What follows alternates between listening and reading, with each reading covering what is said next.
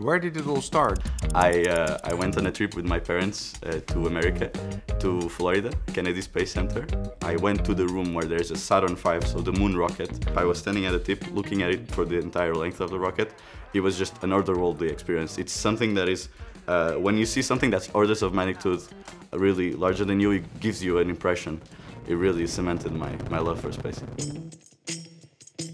If you were able to describe the typical DNA of aerospace engineering students? It's a difficult one. I think there's definitely a whole group of people that are here really because they have a passion for rockets or airplanes or really come from that passion of aerospace.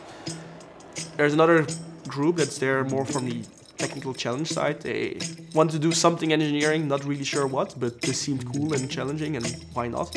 When you tell an aerospace person that something is impossible, they think, well, that just means it's hard to do. What can I do to make this achievable, even for future generations, if it's not possible right now?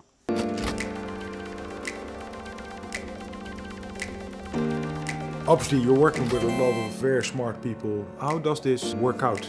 Challenging, definitely. It's not easy.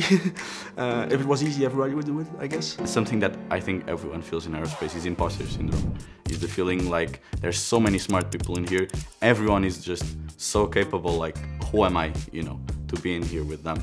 That's true that there's a lot of smart people in here, but they have to start somewhere. They have to learn, and you're gonna learn as well. You're gonna become a person who also can overcome those challenges and who can one day teach other people also to become their best version of themselves. What has been your key failure in the last 7.5 years?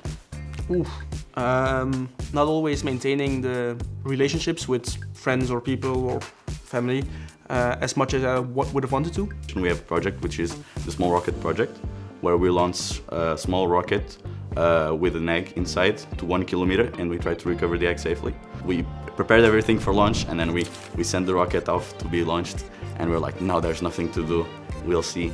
And then when it launched, we saw it going down, and we saw it looked normal, and then one of the ropes had unattached, and our egg had been free falling from 900 meters up down to the ground. So yeah, that is something that a lesson that I will carry with me for my whole life, which is really try to test it if it's something practical every time you change something.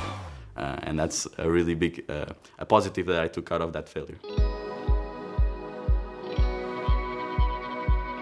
What have you learned about yourself, about sources for help? Can you tell a little bit more about it? Friends are really important.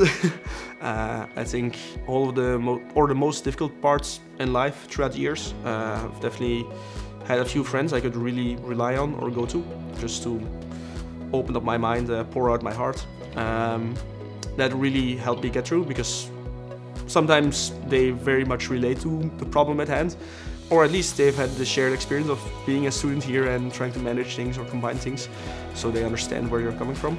So don't isolate yourself. If you're feeling homesick, maybe having a support structure, that's something that I really think I did very well. Right now I'm living with 4 other of my friends in a house, and us supporting each other because we're all going through the same thing. We're all international students, so we're all missing our family, and we kind of make, of course not the same as our family, but kind of our Dutch, Dutch support group, our Dutch family, You know that the time that you spend with your family when you're an international student is not infinite, and that you gotta cherish every moment. And the same with my friends here, because I know that we'll all make such a remarkable path, but we'll follow our own paths. So I really want to make the most of it with my friends here.